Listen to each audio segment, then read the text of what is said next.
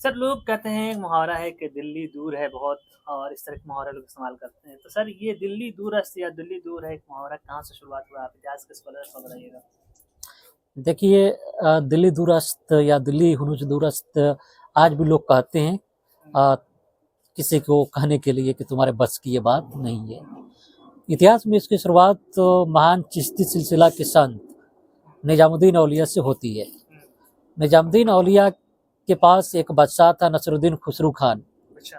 जो महार जाति के आते थे, हाँ। दलित तबका से आते थे, वो दिल्ली सल्तनत के बादशाह बने। अच्छा। तो उन्होंने 5 लाख रुपए भेंट किया, अच्छा। यानी कि उन्हें दिया कि आप गरीबों मोहताजों को इसे बांटने के लिए देंगे। राइट। लेकिन एक और गयासुद्दीन तुगलक था, दोनों के बीच लड़ाई हुई। ठीक है, तो इसके बाद गयासुद्दीन तुगलक बादशाह बना। अच्छा। जब वो बादशाह बना तो उसने निजामुद्दीन औलिया से, गयासुद्दीन ने कहा कि आपके पास जो पैसा है वो तो मुझे दे दीजिए। अच्छा। तो निजामुद्दीन औलिया ने कहा कि चूंकि मैं गरीबों में बांट दिया हूँ तो मैं आपको नहीं दूंगा, ये बांट चुके हैं हम। इसके बाद वो बंगाल से वापस आ रहा था, तो उसने कहा कि मेरे दिल्ली आने से पहले, क्योंकि मैं भारत का बादशाह हूँ, दिल्ली मेरा सल्तनत है, यहाँ से खाली करके निकल जाओ।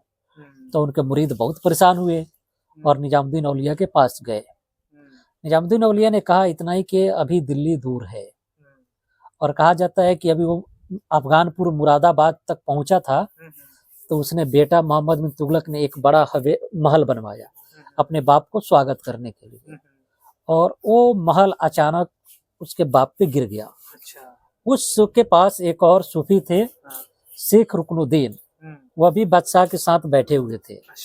तो वो खाना खा चुके, तो ये मोहम्मद बिन तुगलक के बाप से बोले कि ऐसा करिए, आप यहाँ से चले चलिए, मेरे साथ बाहर चलते हैं।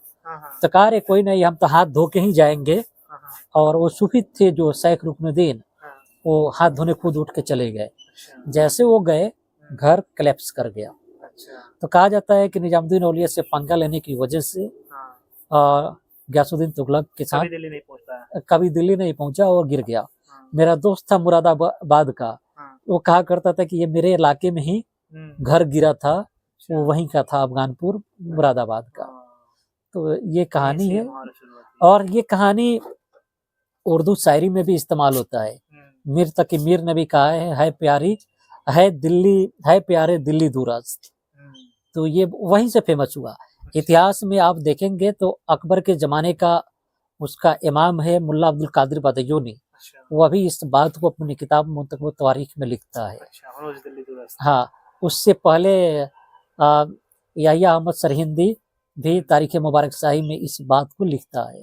तो ये आम लोगों में परसेप्शन था कि निजामुद्दीन औलिया से पंगा लेने से वो घर गिर गया था, वो महल गिर गया। और ये परसेप्शन है, बल्कि रियलिटी भी थी, और आज भी ये फेमस है, आप सुनते होंगे अपने आसपास।